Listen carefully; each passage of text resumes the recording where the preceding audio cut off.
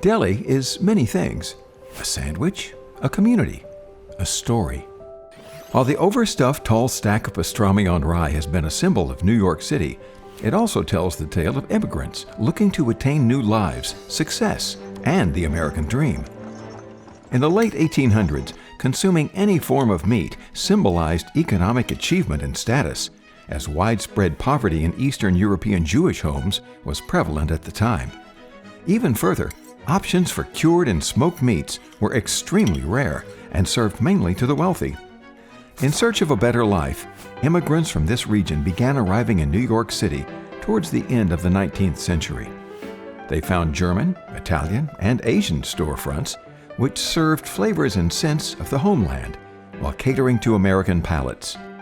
These shops were called delicatessens, a name derived from the Latin term delicatus, which means tender, charming, enticing, and alluring. In other words, it meant food that was desired. At the beginning of the 1900s, there were very few Jewish delicatessens in New York. Instead, it was kosher butcher shops that were thriving. The delis were later started by second generations of these immigrant families as combinations of butcher shops and food stores. As the new century progressed and the nation survived the Great Depression, the American family routine evolved. Families started dining out and began to rely on delicatessen takeout for meals at home.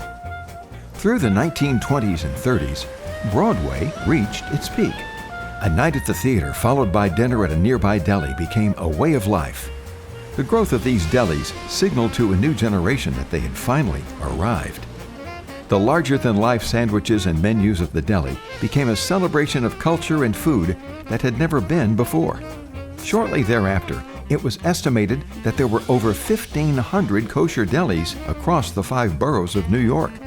As younger generations of Jewish people spread throughout America's larger cities, the fondness for deli fare moved with them. In 1960, a young Cy Ginsberg started working at Lou's Delicatessen in Detroit.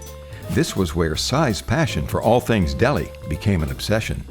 In 1968, he opened his first deli, Mr. Deli, in Detroit, Michigan. The success of Mr. Deli forced Cy into opening a larger operation, the iconic Pickle Barrel Deli. He can still recall the lines of people waiting out the door after a night at a local theater, reminiscent of the heyday of the Broadway delis. But Cy was restless and discouraged that no commercial meat brands available at the time offered the authentic flavors and quality he remembered from his youth.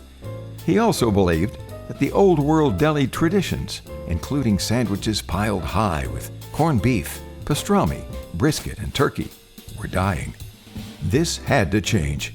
So in 1981, Cy decided to follow the old saying, "If you want something done right, do it yourself." After the successful sale of his restaurant, Cy began curing meat in the back room of a butcher shop in Pontiac, Michigan.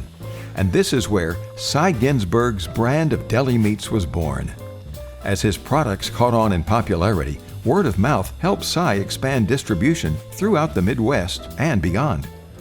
Since that time, Cy has remained committed to preserving the bold flavors, history, and community of the traditional deli by offering great meat products of his own. His carefully crafted items are today found in delis from Miami to Anchorage and most parts in between. Cy Ginsberg's Meat and Deli. Deli done right.